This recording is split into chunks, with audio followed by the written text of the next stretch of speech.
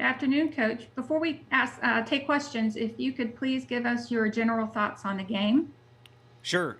Today, our guys arrived at the park ready to take an advantage of an opportunity that they created by winning yesterday. I really feel like our guys just like playing. I mean, we played 56 regular season games. And again, they came out and took advantage of the opportunity with the leadership of Blade Tidwell. And also, I know Evan Russell just got done talking to you because he was bragging that there's no way I can beat his interview, which I didn't know was a contest. But also for Coach Bohannon's sake in Alabama, I hope they did what they needed to make a regional. It'd be good for our conference. And if you look at the way their lineup plays and who's out there defensively, it's a regional team.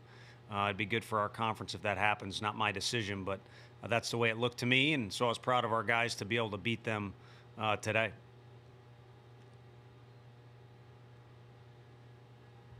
Okay, our first question comes from Ryan from VolQuest. It seems like it's really tough in these double elimination tournaments if you lose your first game to make a deep run. Just how important is being able to get the run rule and save a few innings from your bullpen with the long-term ability to make it to Sunday and potentially win this tournament? Yeah, that was kind of my point bringing up Alabama. The thing is a grind. And, it's your catcher, your guys are out there in the heat.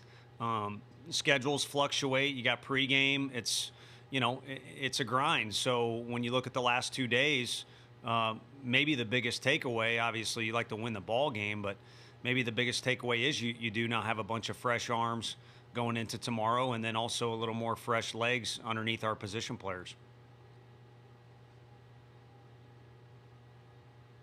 Okay, our next question comes from Trey Wallace.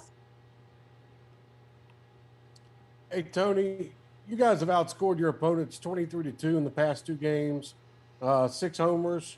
And then when you look at the pitching, you only give up 5 runs through 3 games in Hoover. How do you just summarize what they've done on the mound and then what they also saw today, not chasing a lot of pitches, just seeing what they liked and putting a bat to it? Yeah, I mean, my opening statements are never very great, but what I should have alluded to is kind of what you are is we did barrel some balls the first day, and I thought we showed up ready to play well. Heflin threw the ball great.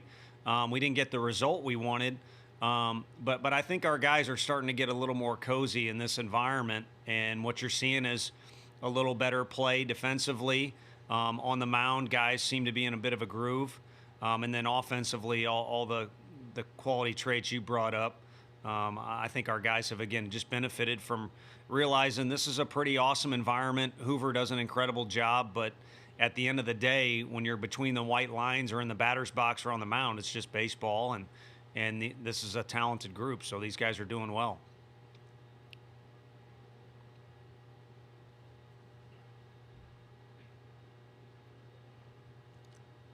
Okay, our next question comes from Troy with the Daily Times. Tony, the story of the last 2 games has obviously been the offense, but specifically, how important has it been to get Drew and Evan kind of looking back to the form that they were in a month ago?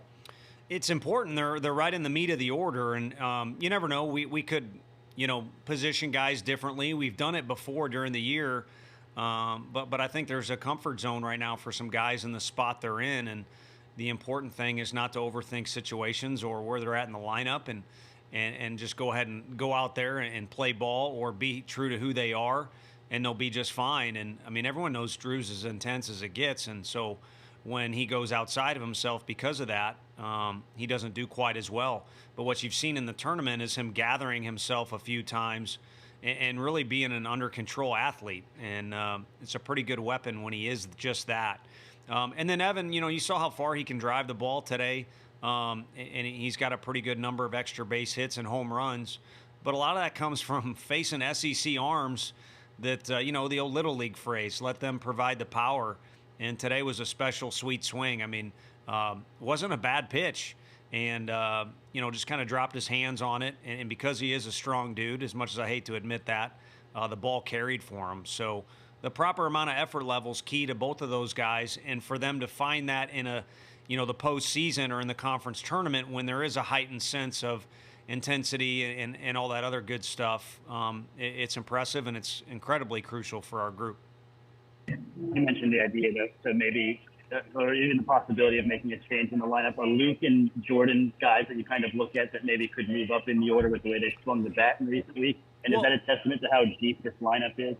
Well, yeah, I think you know the lineups in our conference. I said it in the in-game interview.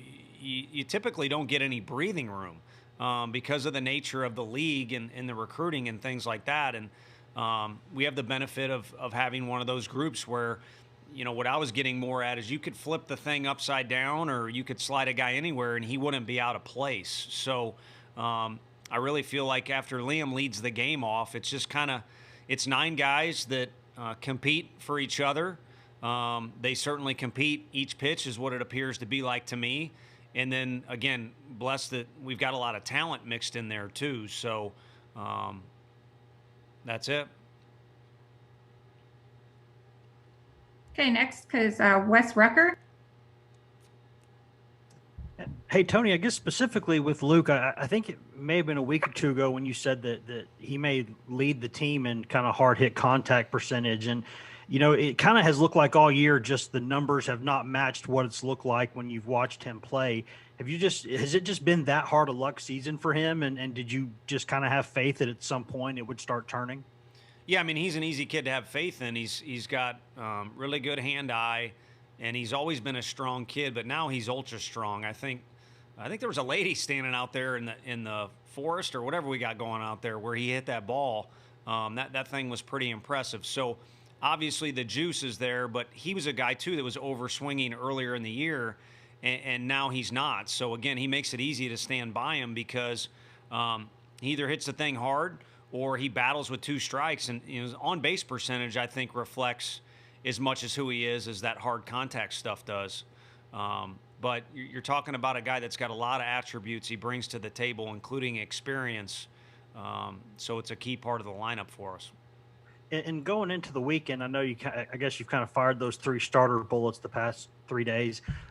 I guess to the extent that you know it to this point or want to say it, what is the plan this weekend, and how excited are you to see kind of some guys in some high leverage situations who maybe haven't had as many this year? Really excited. I mean, you guys have seen how if you followed our team, how we've used guys on Tuesdays, and then in other situations too. And I said it to the group yesterday. Kind of been foaming at the mouth to at least have the opportunity to do that. So hopefully I don't screw it up. But we've got some guys that are fresh, some guys that have experience, you know, that'll be ready to go. And we'll just kind of sit down at the hotel as a coaching staff and start with whatever we think the first option is and look at it. And the first option would be to send Blade Tidwell back out there. So if he says no, then we'll go to option 2. Okay, Ben McGee from VolQuest.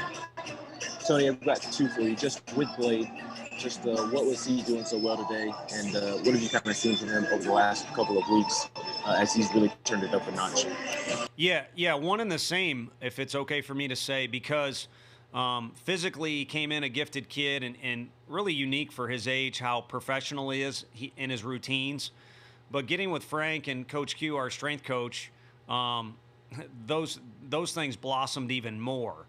But then what happened as the season started was learning to manage situations and call it emotions or adversity and things like that. And there was a slow building up process to getting better and better till conference started.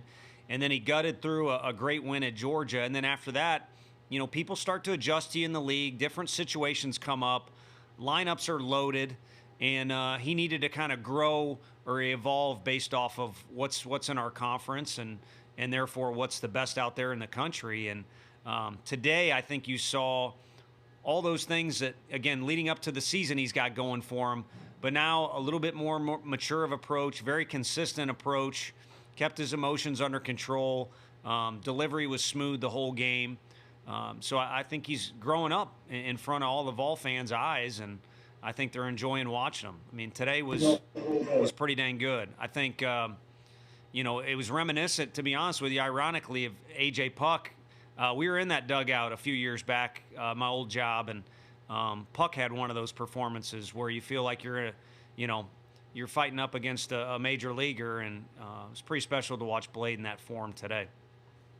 And you all have hit 6 home runs by 6 different guys the last 2 days. Can you put your thumb on maybe why, or is it just kind of how baseball goes sometimes?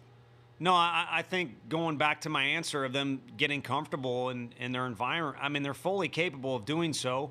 It is interesting because this park, at times can play, big on you. But to my knowledge, it's kind of played true during our games.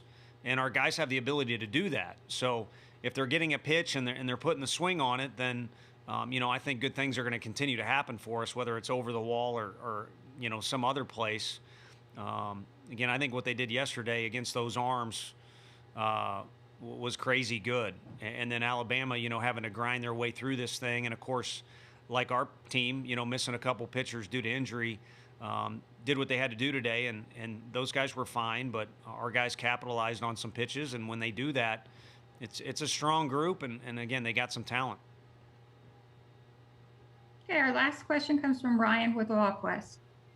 I have 2 questions for you. First, with the 11-run lead, was there any thought in saving Kirby for tomorrow? And then secondly, with the way Blade, Camden, Redmond, Heflin are pitching, it seems like all those guys are kind of starting to pitch their best right now. Just what's the confidence level in y'all's pitching staff going in the rest of the weekend and then into the regional next week? I think on the latter, it all is under the umbrella of we kind of like where our club is at right now. I mean, it started to sound repetitive, but we kept talking about building towards May, March towards May. And in May, we've played our best baseball. So that's defensively, offensively, and what you're talking about pitching-wise. Maybe they're all happy they're not in school anymore.